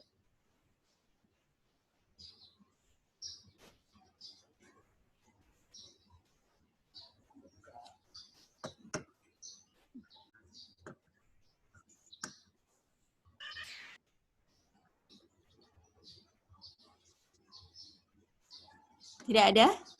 You sure? Oke, good ya. Kalian kalau tidak ada saya sudahi sekian saja ya teman-teman ya. Sebentar, saya belum memfoto kalian karena ini harus menjadi bukti pembelajarannya ya. Jadi bisa ditampilkan videonya. Oh ya, tadi ada satu lagi ketentuan yang ini ya, yang kalian ini kan, yang kalian harus ikuti, itu nulis namanya dikasih di depannya nomor absen ya teman-teman ya, biar saya gampang nyarinya di absen ketika saya, oke, coba Mas Diki gitu ya, saya lihat di absennya gampang gitu, oke nomor 5 Mas Diki. Oke, minta tolong ya teman-teman ya, dikasih nama, di depan namanya dikasih nomor absen, terus kemudian minta tolong profile pic-nya ya, profile pic-nya saya paham gitu ya, kalau mungkin sebagian dari kalian kesulitan misalnya tadi Mas Usman gitu ya, atau Mas ini yang tadi geser sedikit hilang itu tadi gitu ya, kalau tidak bisa menampilkan wajahnya gitu ya. Nah, tetapi setidaknya kasih profile pic-nya, profile pic kalian lah ya gitu. Dan bukan profile pic-nya bintang Korea, waduh gitu. Nanti takutnya saya minta tanda tangan gitu ya. Terus terus jangan yang gambar kucing gitu ya, karena keperasaan waktu penerimaan mahasiswa nggak ada kucing gitu ya yang diterima gitu ya. Terus nah itu minta tolong foto kalian gitu ya, foto kalian juga di ini kan di profile pic, sehingga saya tidak kayak jangan ngomong sendiri lah gitu ya, kayak bisa bayangkan saya semuanya hitam gitu terus saya kayak ngomong sendiri gitu ya.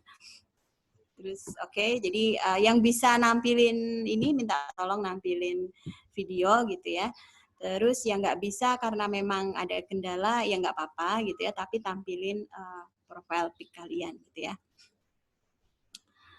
Oke, mungkin itu yang bisa saya sampaikan ya teman-teman ya. Jaga kesehatan selalu.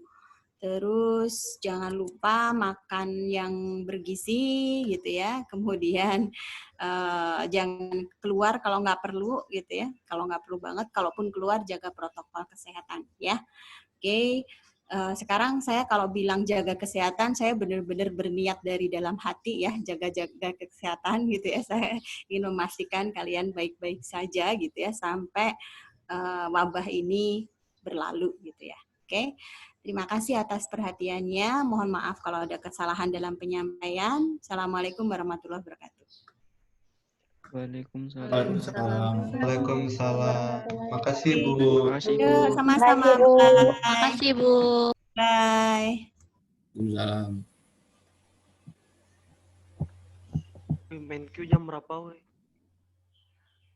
Main ngomong asik. 10.30. Kalian jangan tidur ya. Jam lagi. Lagi bentar. Ayo tidur setengah jam. Jangan susah dihubungin nanti. Ngomong asik. Nanti geser mati Bang.